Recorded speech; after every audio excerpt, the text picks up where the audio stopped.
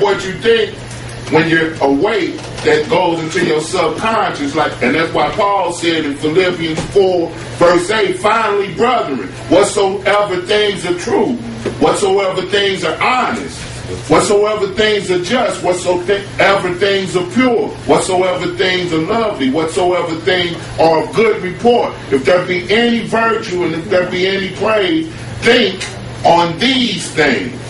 Then you won't have those nightmares. With the Most High's permission. Psalm 106, give me that. And what we're doing is talking about the wilderness, y'all. And in this 20 minutes, we got we done hit on a couple flee Babylon, but we need to hit 2 in Jeremiah and in the book of Micah that tells us to stay put until the Lord comes, but flee it in our minds. Avoid fornication, young man. Flee that. And you ain't got to, you think because you run from this spot, it ain't going to be fornication on that corner? You got to flee in here, so no matter where you at, if they come on you, no, go ahead, no, that ain't with that. They'll flee from it.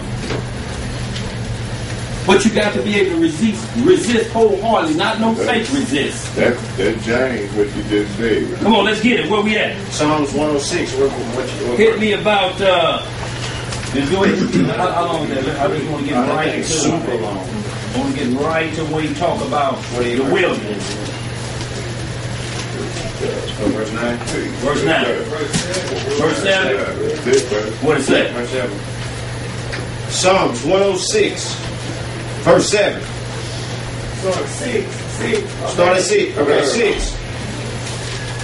We have sinned with our fathers. We have committed iniquity. We have done wickedly.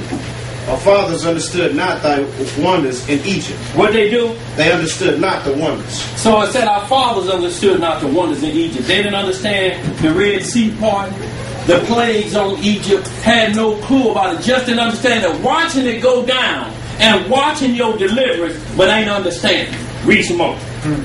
They remember not the multitude of thy mercies, but provoked him at the sea, even at the Red Sea. Provoked him at the sea. They was provoking before the Red Sea was even split.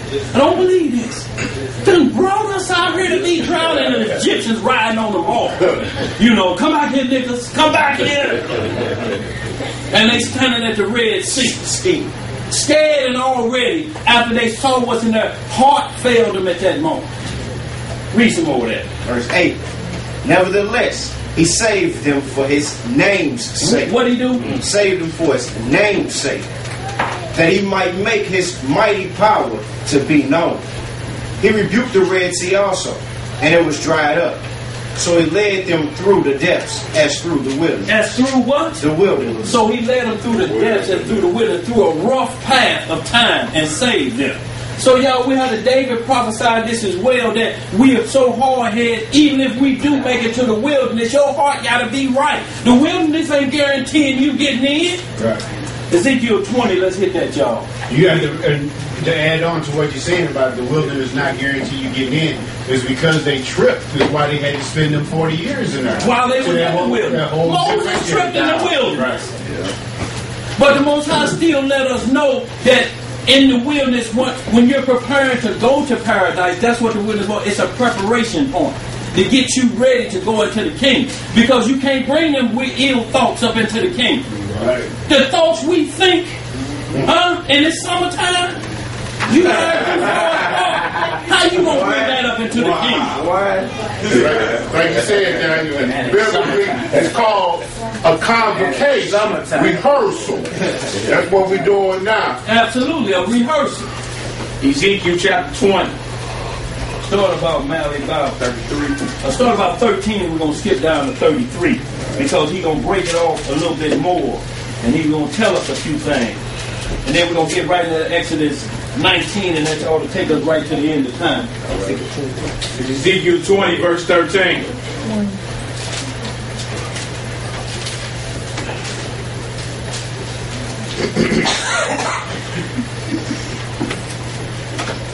Ezekiel chapter 20, verse 12.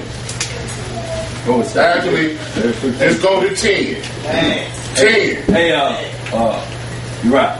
Talk on the water. Y'all good? Y'all need another water? Okay, 9. Okay. Ezekiel chapter 20. Let's get it, y'all. We got about 15, 20 minutes, y'all.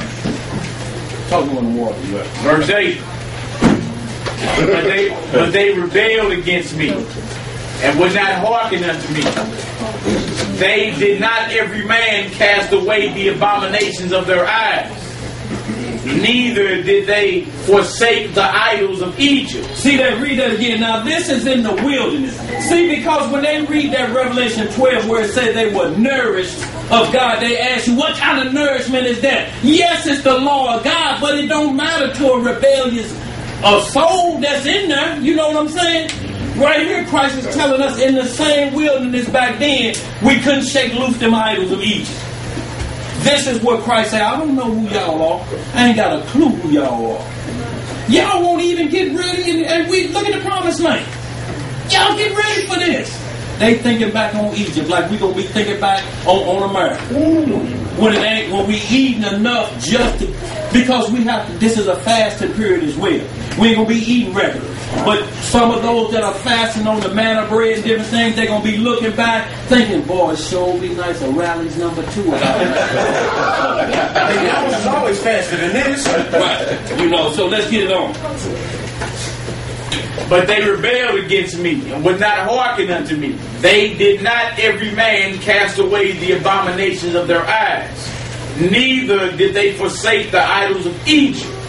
Then I said, I will pour out my fury upon them to accomplish my anger against them in the midst of the land of Egypt.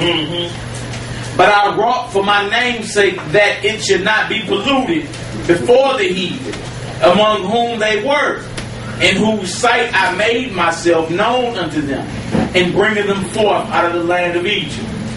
Wherefore I caused them to go forth out of the land of Egypt and brought them into the wilderness. So this lets us know everybody get to come out. Farrakhan, all the non-believers in Christ, you get a last shot. You get one last shot. And we get one last shot to get it right. We get one last shot because we ought to know better than all of them. Let's get some more. Verse 11.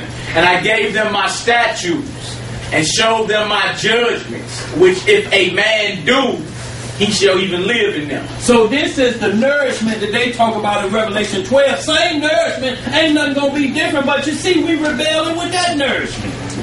Let's read some more. Verse 12. Moreover, also I gave them my Sabbaths to be a sign between me and them, that they might know that I am the Most High that sanctify them. But the house of Israel rebelled against me in the wilderness. What they rebelled against, man? In the wilderness. Right now. They walk not in my statutes, and they despise my judgments, which if a man do, he shall even live in them. And my Sabbaths they greatly polluted. Then I said, I will pour out my fury upon them in the wilderness. In the word? In the wilderness. To consume them. But I wrought for my name's sake that it should not be polluted before the heathen. So the Most High didn't want no nations to see, look, he done brought them out there and killed them. Boy, that's a low-down God. Why would he do his own people like that? So he's like, no, I ain't going to do that. So the wilderness was blocked from what was going on to the rest of the world. They didn't see our transformation period getting ready for the kingdom. They didn't see that he wasn't going to allow that. When that hole opened up and swallowed David, that was inside of the wilderness. That wasn't outside. The rest of the world didn't see that. Because it's righteous judgment with our God. Let's read some more. In whose sight I brought them out. Yet also I lifted up my hand unto them in the wilderness, that I would not bring them into the land which I had given them, flowing with milk and honey, which is the glory of all lands. Right. And why is the land flowing with milk and honey? Because milk is fertility and honey is everlasting. Honey is the only substance on earth that never spoils. 3,000 years old, you can still put it on a piece of toast. Same way. It's the same. It's the only substance, milk, fertility, because it's flowing, and honey for everlasting. So we have to understand that because we're talking what? Which is the glory of all lands. verse 16. Because they despise my judgments and walk not in my statutes, but polluted my Sabbaths, for their heart went after their idols. Now, if we get the Sabbath in the wilderness, we didn't get the Sabbath in Egypt. While we was in there, in that part of Egypt, we was getting the law, statute, and judgment in the wilderness. We was getting our nourishment there. Right. But we was polluted. Look, on the seventh day, y'all rest. Do this. But we tipping out into the woods and getting fire and making killing, doing the same thing. And we like, look at me. These got to be the craziest people on planet Earth. And this is why you tell somebody of another nation, we Israel, they be like, looking at a world newspaper. And if they read the wilderness, they'll say, yes, y'all. Because this boy, Big Dog Lenny Toko, the Roman know his roots all the way from the city. He said once he was broke off about who he was. When he started reading them, he said, it's y'all. I clearly understand it. Now, it makes perfect sense. It's y'all. It's y'all. And let's get Psalm 95, chapter 95, verse 10 says, come on, y'all, let's get it, y'all. 40 years long was I grieved with this generation. Right. And said, it is a people that do err in their heart, and they have not known my ways. Absolutely. Let's jump down to verse 33 on this, y'all, for time's sake. Y'all read all that Ezekiel, but we're going to jump down to 33 for time's sake, because we got a couple more. I want to hit this Jeremiah, that Micah 4, because it's telling us to stay put to the Lord come and get it. Now, if he brought us here and y'all believe he brought us here, why you don't believe he gonna come and get it? Right. That's a half. He coming, y'all. Just wait on the Lord. It's gonna be patient, just like anything else you wait for, and it works out better when you wait on it than when you get it. Right. It's just like now the rent a center. Why pay $1,000 for that VCR when you can wait and save $5 a week and go get it from Walmart for $59? Right. But you gonna pay $20 a week because you got to have it now? It's my money.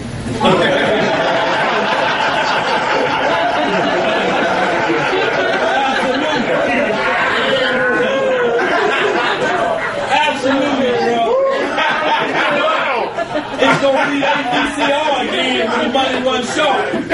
Because you rent something that you can pay for already. They go, you rent it. And that's the way we think, y'all, because we buy our wants and begs for our needs. We got it backwards. And now, getting paid $1,000 for the VCR, and they upgraded to a DVD.